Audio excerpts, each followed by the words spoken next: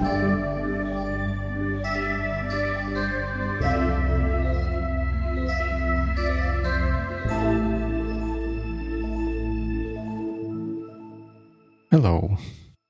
Hey. How's it going? It's going okay.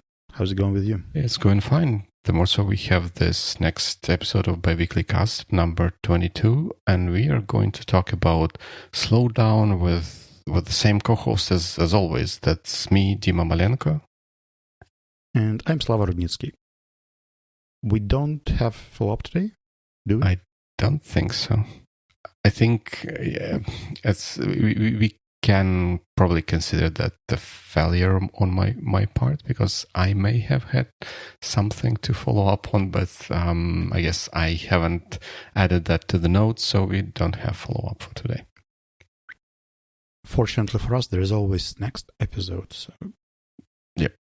Just more stay tuned. Follow-up. Yep, stay tuned for follow-up. Last episode, we talked about friendship, and I think one of the aspects that Karina kind of wanted to discuss, but then we didn't land there, was JOMO, joy of missing out. And it kind of correlated with my yearly theme, year of deceleration or year of slowing down. And I thought, why don't we just put it all together and try looking at it from different angles and perspectives, because I think both you and I experience issues with slowing down time to time. And according to LinkedIn survey, around 70% of employees say that when they take a vacation, they don't disconnect from work. In Ukraine, I can imagine this number is even higher due to reasons. And I feel that some of the tools that I used to apply don't work anymore. Like some things that worked quite well are not as effective as they used to be. So I thought maybe we could try looking into this more. Yeah, let's try, because that's an interesting topic. Let's go for it. So basically, I tried, since I didn't slow down to write these notes in advance, I just put one link that I find relevant. You can find it in the show notes. It's a blog article on the website Psychology Today. And basically, it describes this effect of JOMO, joy of missing out, which is probably a joke to FOMO, fear of missing out, right. But some kind of a remake. I really like the definition that they suggest there. That's probably the only thing that I wanted to highlight today on the definition section. According to this article, they suggest that this JOMO is the emotionally intelligent antidote to FOMO. And it's essentially about being present and being content with where you are at life. And that's quite self-explicit. Oh, well, yeah, I will take an exception to that, because I always kind of was looking upon the definitions which define something as a negative of something else. Like here is the emotionally intelligent antidote to FOMO. Does it mean that there are like not antidotes, not intelligent but not emotional antidotes to FOMO? And stuff like what does this even mean? That it's an emotionally intelligent antidote to FOMO. The second part is more meaningful, where they say about being present and being content with what you have, or guess, or where you are in life. Yeah, that kind of makes sense. But at the same time, if where you are in life is in the swirl of, or in the whirlpool of events and things and people that's happening, is this joy of missing out because you're right in the center of events? So it's kind of tricky. As long as you're content with it, easy, right? So would you say that the word content here is the key word, like being okay, present and content? Yeah. Yeah, and being okay with where you are. Yeah, I think I would subscribe to that as well. Like being okay or accepting where you are and not being negatively impacted by that. And to me, it kind of connected, because my theme, year of deceleration, then this idea of slowing down and slow living, and then this JOMO, they kind of interconnected for me, and I've been thinking about that for a little while. And if you remember, I tried decomposing my yearly theme into seasonal themes, like something for autumn, something for spring, because year was not enough. I just wanted the sub-themes. And in autumn, when I just started this theme, it was autumn of recovery. I just wanted to feel some relief and take a deep breath. Then there was winter of focus, which I completely failed as a topic, and I didn't get any closer to focus. So I just was inspired by the book that we listened, Hyperfocus, and then there was another one named Calm that I also listened after that. So I made Spring of Calm as the next sub-theme. And my summer is kind of messy because I've already, right now it's June 5th, and I've already changed 3 sub-themes for this summer. It was Summer of Less, Summer of Care, and now it's Summer of Rest. But again, it's still quite changeable. It's in the process. I can't catch what should be this summer about. Should this maybe... I can only tell you what it shouldn't be. Should it maybe be a summer of search or something like that? I guess. Summer of picking the next theme. It's good stuff. Good stuff. When I was thinking about this year of slowing down in the very beginning, I kind of imagined that I will handle it easily. That it should be the theme that I know all the tools, I've done all the stuff, I've been meditating, I know how to do the offline retreats. I've done a lot of things to slow down in my life, and I know how to do it. And then, I failed in autumn, I failed in winter, spring didn't really bring much slowing down to my life. And I thought, maybe it's time to change something, or something isn't working well. Right. And before we go into the tools or things that work, I just wanted to check up with you whether you feel any kind of urge or need of this slowing down, and how is the situation on your side?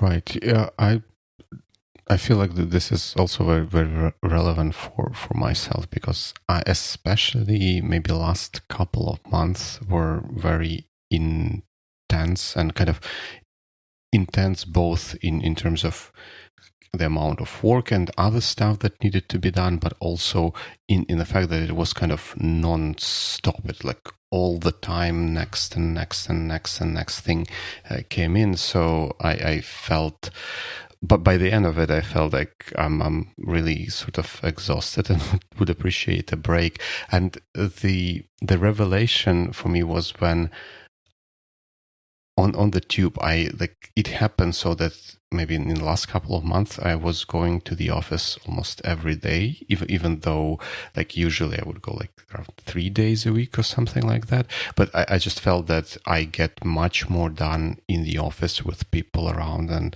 kind of collaborating and then working together.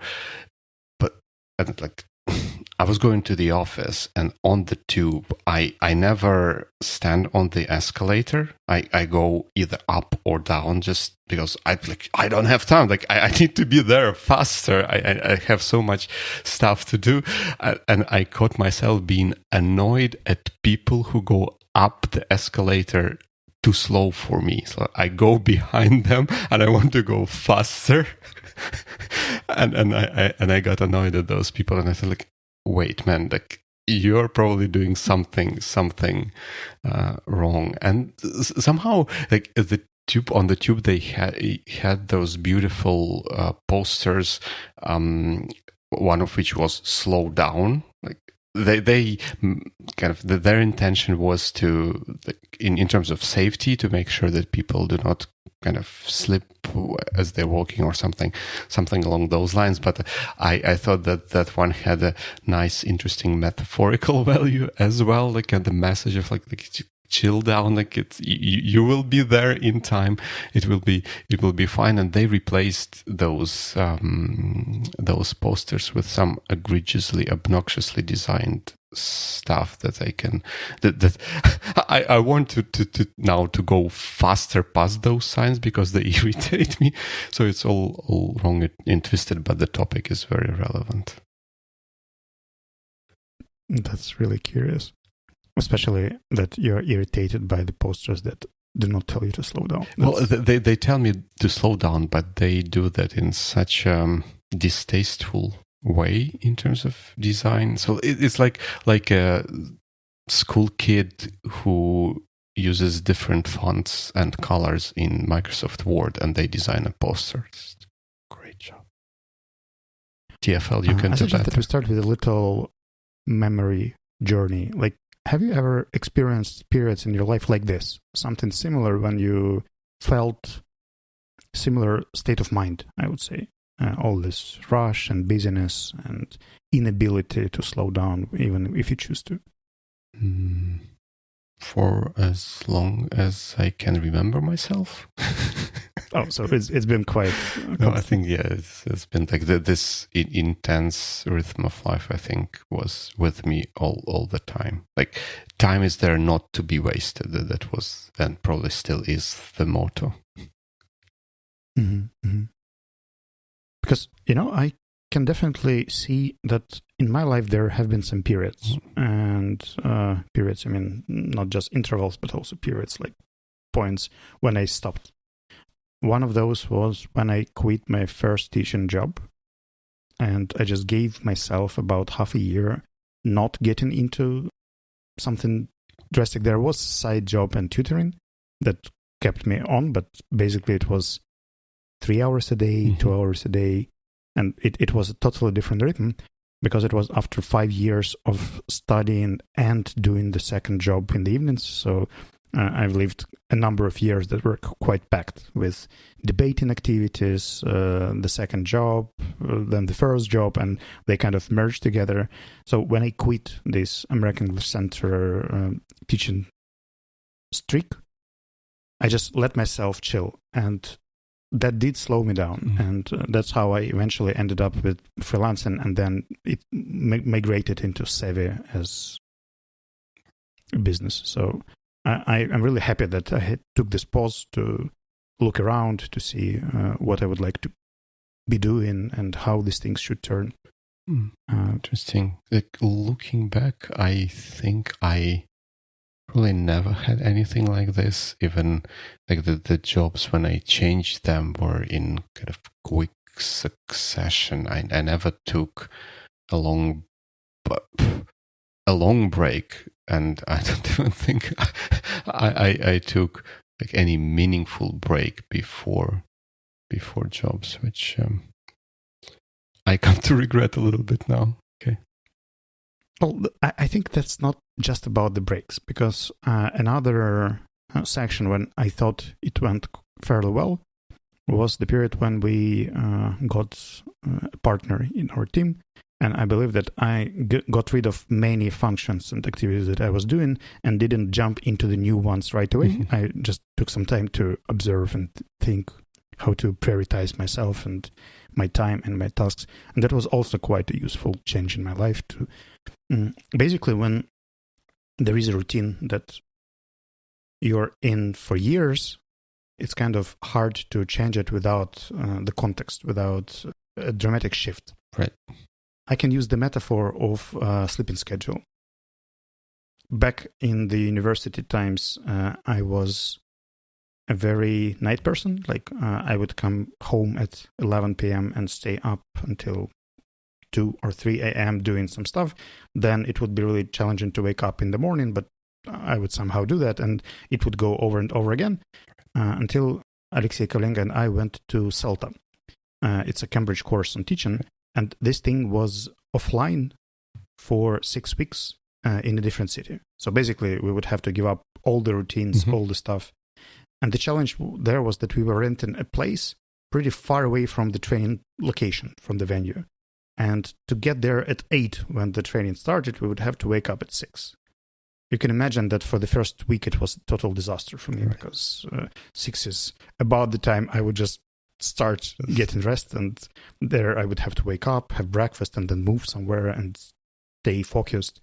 Right. But then it turned out that living in a different place with a very fixed schedule, like 8 o'clock we have to be there, 11 to 12 is lunchtime, 5 p.m. we are free to go, we go for dinner, then we do some self-study assignments and extra preparation for the next day, and then we go to bed, and it happens over and over and over and over again, almost like getting to prison with a very strict schedule.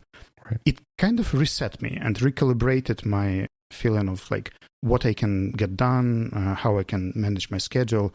And since that day, I prefer mornings to evenings because I feel more energized when I wake up earlier than if I stay up late. And such things, when you just get yourself out of the usual context and see what can work for you, just experiment or keep your mind open, they kind of have been very helpful. And this is the realization that just came to me right now. I didn't think about it previously. It was just happening by accident. So it might not have happened, and then I wouldn't benefit from it. Interesting. Do you think that doing something like this kind of requires or makes it a lot easier if you indeed move yourself to a different context, and if you stay in the same place with the same surroundings, with maybe at least part of the same routine, it is much more difficult to break away from the past habits? I would say that you basically, it's very easy to imagine on the example of traveling. Mm-hmm. Like whenever you come to a new place, you basically rebuild your life. You can schedule sports if you'd like. You can schedule your food if you'd like. You can manage it easier than when you're at home because there are already built-in mechanisms there. Mm-hmm. There is food in your fridge. Like right. It's pre-defined somehow by habits and years of experience set of things. And it's harder to cook something new. You need an extra effort. When you travel, there is always something new because you don't have all this luggage of your experience and habits and stuff that you bring with you.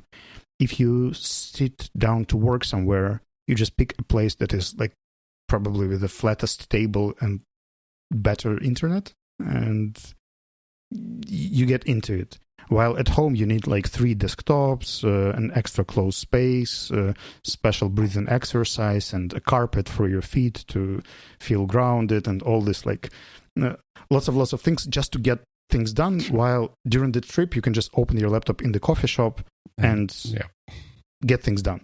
Like kind of make constraints work for you, kind of thing. Interesting. And with that, do you see any connections with why your spring of calm was maybe not as fulfilling as you wanted it to be? Is it because maybe you stayed put in the place and couldn't extract yourself from the past routines as much as you wanted? I would say it's one of the elements, but I've never experienced anything like war before. So all these practices worked in the peacetime. Right. And right now, when you basically can't fully go offline for 2 days, like it's just you feel anxious. And this anxiety is reasonable. That's not something you say like, oh, just don't read news for a week. Well, there are some constraints. Of course, the most important news will catch up with me anyway, but that's the time when you probably would like to be in the loop. You don't want to overuse this field, but still.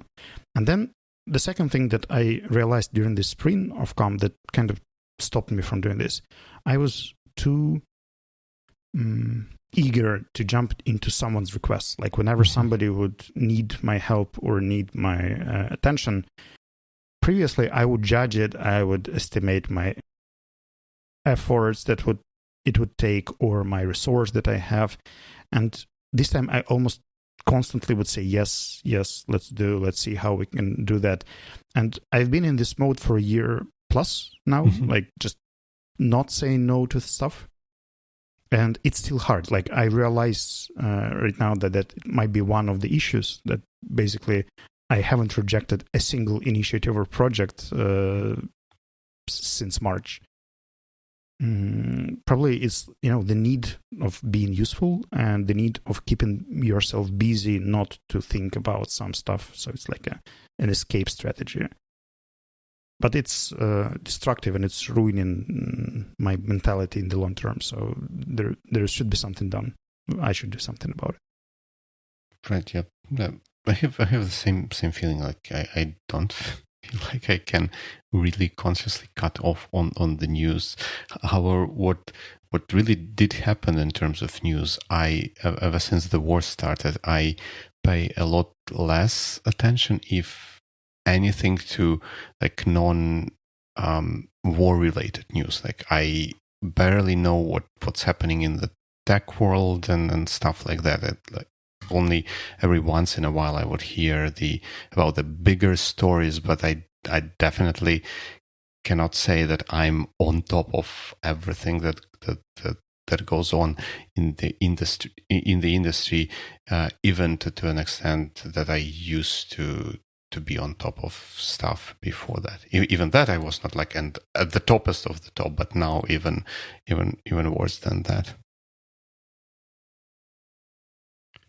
So when I thought about this a bit more, like what I should do about it, probably like there is a logical way to do that, but the logical way doesn't work because my rational self tells me, well, just read this specific channel. It gives minimum amount of news. Mm-hmm. They are the most important. And if you read it twice a day, you'll be in the loop about the most important things that have happened there. But no, like my mind doesn't work that way. It's like an addiction. You basically need to get more stuff to feel probably in control or to be in the loop, to maybe even somehow anticipating some good news. When this thing with mutiny in the Russian Federation happened, many people just got glued to the screens. Then they were tracking like every piece of news because it was something different, something not about Ukrainian context, but a different context, and kind of hopefully optimistic for us. But it turned out the way it turned out. Well, I think like to me, like personally, the kind of the Stoic philosophy kind of helps a lot in that regard. I'm not sure if this is just me getting numb, or is it that I train myself to do to be like that, but I don't really expect or wait for like great things to happen. I'm just trying to get by day by day and do whatever I can to not go crazy and help in the ways I can help. And I felt that like sometimes it can be even funny. I would see people around me getting excited about certain events to be that are planned, or the counteroffensive is about to be started, and I was trying like, guys, like chill down. It's going to be slow, it's going to be painful. We will definitely win, we will get there, but don't get too excited, because when that excitement kind of breaks, I think I feel like it's even worse than not getting excited in the first place. Just to illustrate things that kind of don't work for me now, I can very briefly show you my calendar for this week. If you remember my calendars previously, you can spot the difference. There are many more colors, like there are different things happening. That's definitely different. And there are not so many empty spots to process stuff. Like right now, I'm in the middle of the third day that is quite fully packed, apart from short lunch breaks. But everything else, things I wouldn't do previously, is having back-to-back meetings. Right now, if we don't consider a 15-minute break at 12:15, I started this day at 9 a.m. And my next very short break is going to be at 3:15 for another 15 minutes, and then another event. So that's not helpful. Where's lunch break or something like that? It didn't happen today. Oh, that's not good. That's not good. And I was trying to analyze what happened. Like why? How did I end up in this situation? Because previously I would still postpone things. I would say like, all right, let's discuss it tomorrow. Let's discuss it next week. Let's discuss it whenever we have time. And now it's kind of hard to identify what's really important and what's just compulsive or impulsive or urgent or is not even meaningful for me to do. But I feel that saying no to a person I care about is like somehow showing my disrespect or dislike or an insult. Mm-hmm. And that's something I wouldn't like to do right now, because I think that people are very fragile in terms of their emotional state. And I'm being overprotective here, because basically it's people's responsibility about their state and condition. And overcoming this syndrome of savior and attempts to be that engaged into everything, prioritizing, taking time off. I know all the things I should do, but I just don't do them. And I believe we discussed this book, Knowing Doing Gap, or the concept. Yeah. I'm not sure whether it was a book. Yeah, there's a book by that name, and I think I have it on my bookshelf over there. I'm not sure about the tools in the book itself, but the feeling that Knowing Doing Gap has been growing in the past month is kind of escalating. Like I could sense that here's the list of things not to do, here's the list of things to do, right? And here I am.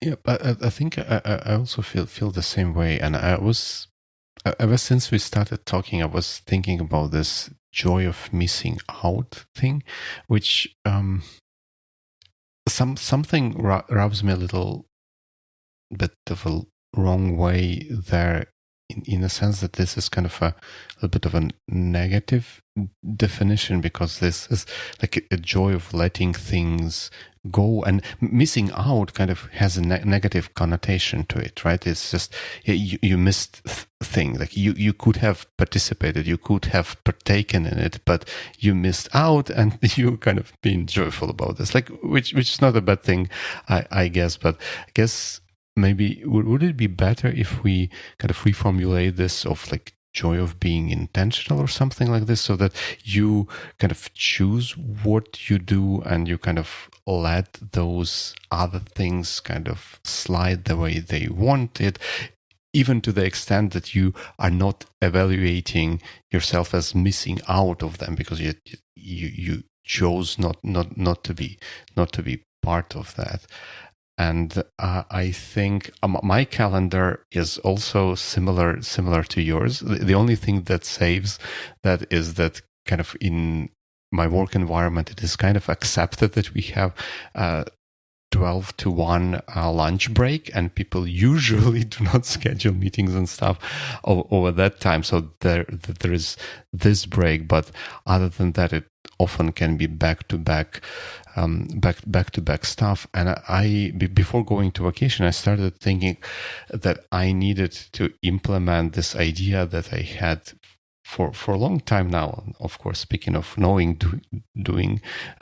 gap, the idea that to build a mode of operation where I have how do I formulate it? Where I have time in search of tasks to be done, rather than have tasks in search of time where those can be done. Just to put time, manage time rather than manage tasks, because I was living in the mode where I was like getting a pile of tasks, agreeing to help people and so on and so forth, taking interesting avenues to explore, and like everything was so packed that whatever new thing comes in, like if you consciously think, where is the first chance you can start looking at this, it can be like in 3 weeks. What? Like, is this like, if this can be a very, very important thing that might need to be done tomorrow, and you don't have means to do that tomorrow, something is not right. So that let's see how successful I can be coming back from the vacation and implementing something like this. We tend to rely on these vacations a lot. That's what I'm doing right now. I'm not having a vacation, but probably a workation in Lviv next week. and I'm going to visit my friend and his son, my godfather, godson. Yes, it's a godson. And I'm going to use this trip to rearrange my timing when I come back.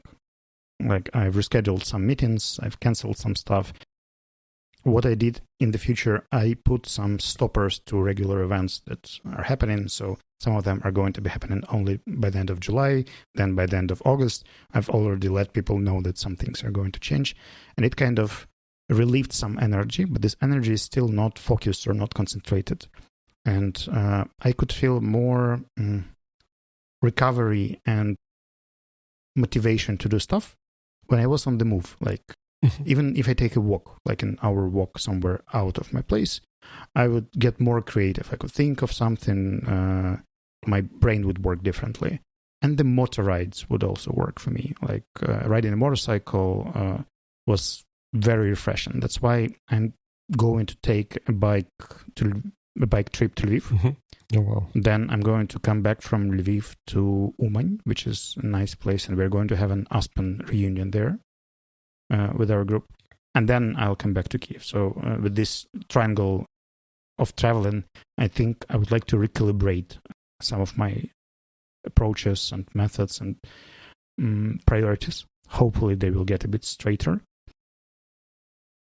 And the thing I would like to change when I come back is a more strict zoning, like physical zoning in my apartment.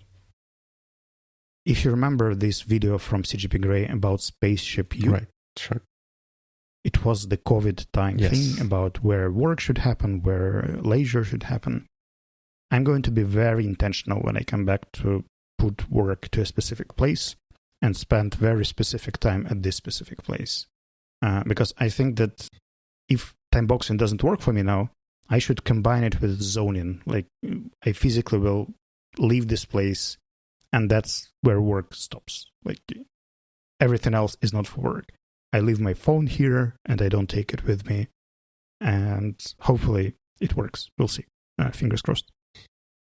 Interesting. Yeah, that's a great idea. And I wanted to get a little bit back to what you said about feeling the feeling of freedom a little bit, maybe, or liberation when you are on the move, or you take a break or travel. I also feel the same way, and the rationalization for that I came for myself is also kind of tied to this time in search of tasks. When I feel that very often when I go for runs, right?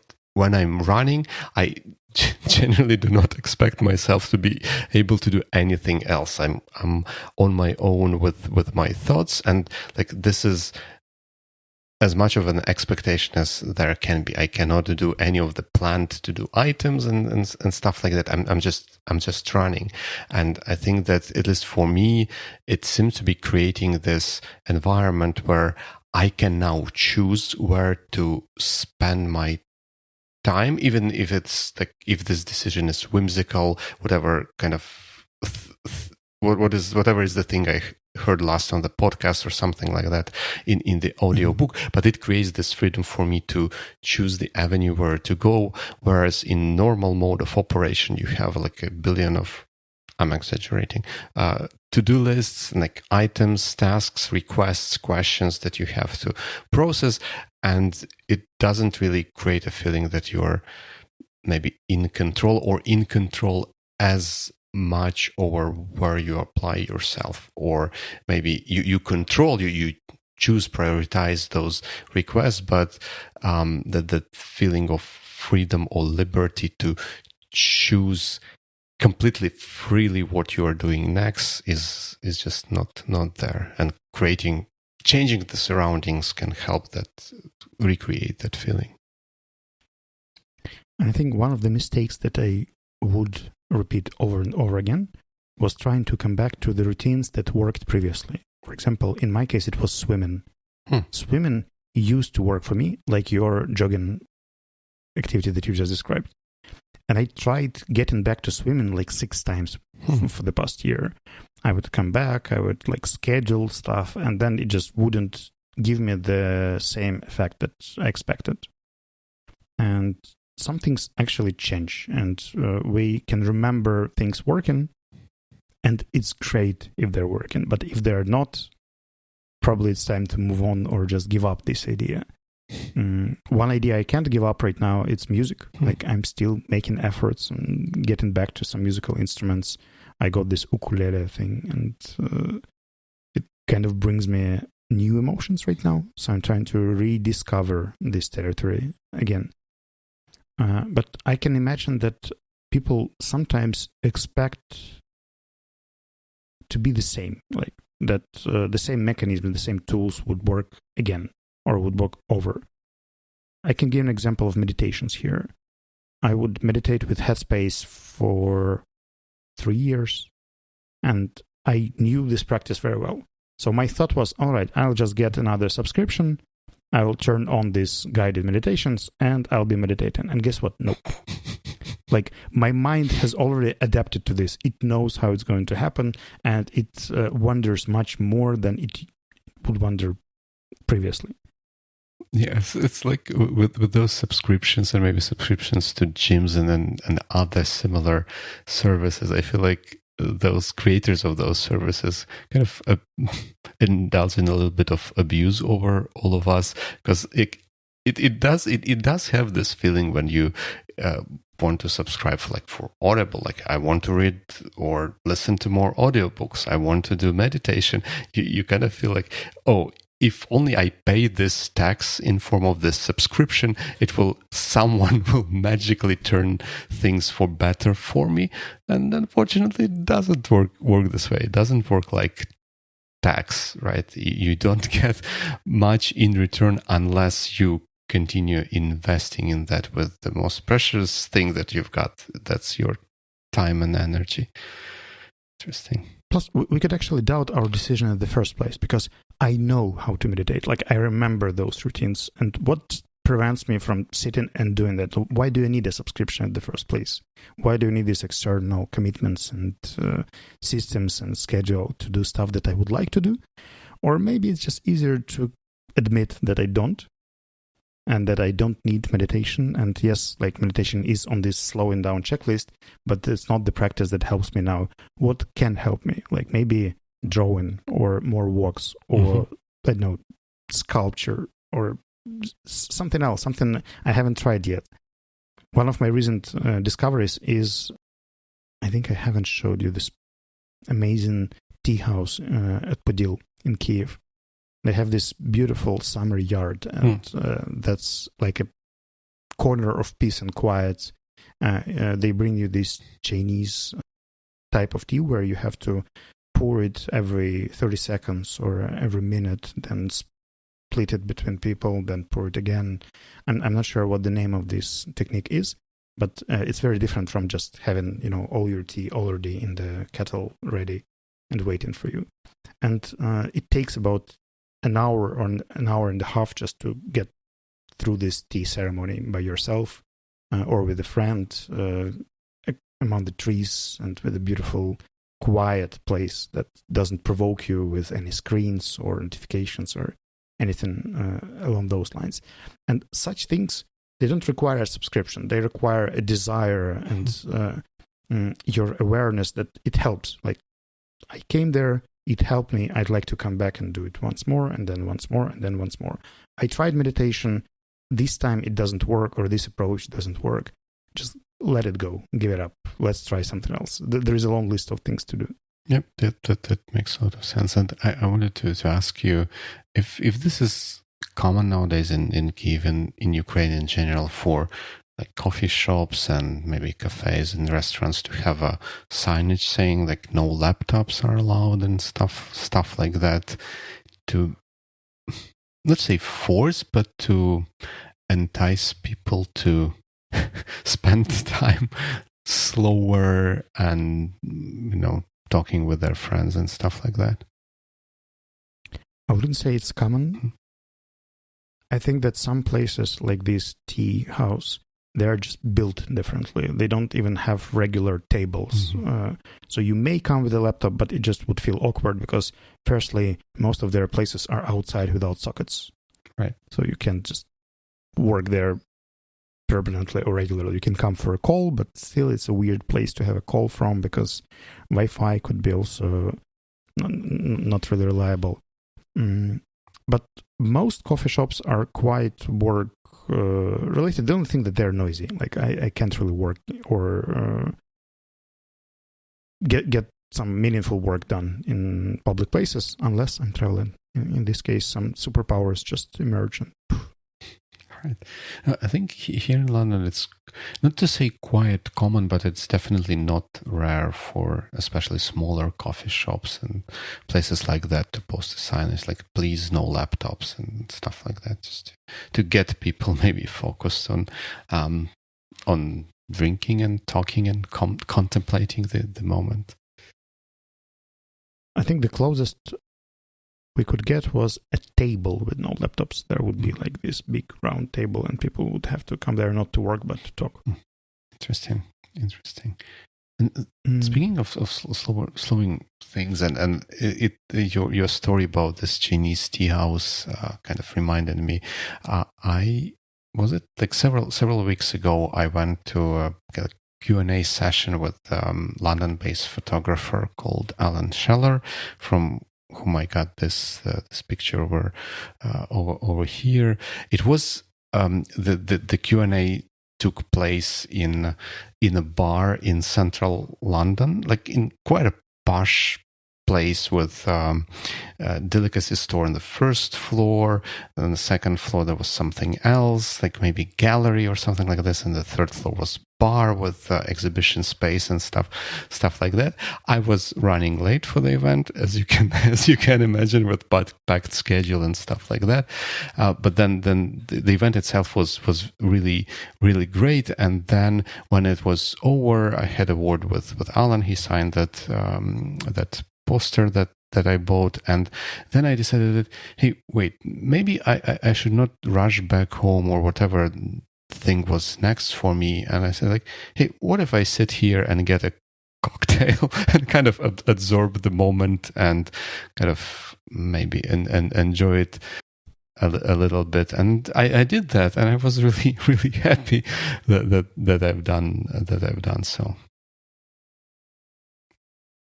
One of the life hacks that I found to get myself into similar state is having a one-to-one conversation with the person, because it's for some reason easier to schedule a meeting or a talk and then stay to digest it. And maybe like I could schedule 3 hours for a meeting, then the meeting would be an hour and a half, and I would still have an hour and a half to walk home or just to stay in the place and not rush somewhere.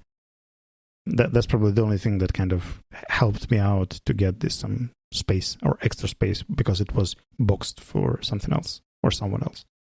And I think I even may read this somewhere, that the idea that if events or things or stimuli change themselves in rapid succession, we tend to perceive those periods of time as really rushed and time just running by, and we even do not remember much of that time because we do not allow ourselves any time to process and digest what happened, what we've seen, and what we've perceived. So, like, stopping and being kind of joyful about missing out maybe on a thing or two while you really consume the thing that you did not miss out and you were present for might be a good idea.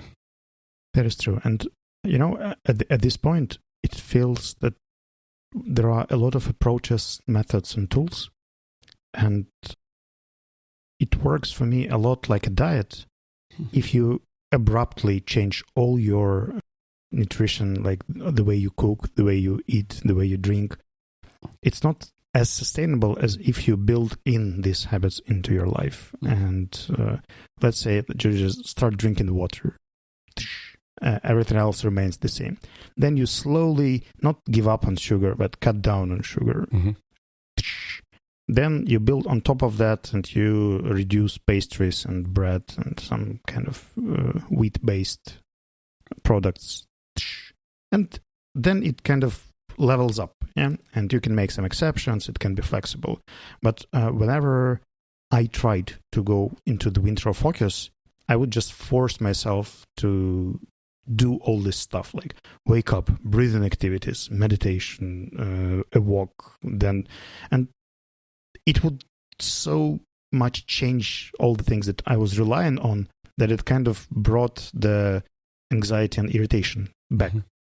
And I think that one of the approaches that could work now is keeping the core of the things that you enjoy and slowly slicing off things that you're not enjoying that much. So what I'm going to do when I come back from my motor ride is highlighting the core things that are meaningful and useful and helpful, and then make a list which things should go first, which things should go second, and after what number I actually stop taking new stuff. Like, I don't run maybe more than 4 alternative projects or 4 big creative things at a time.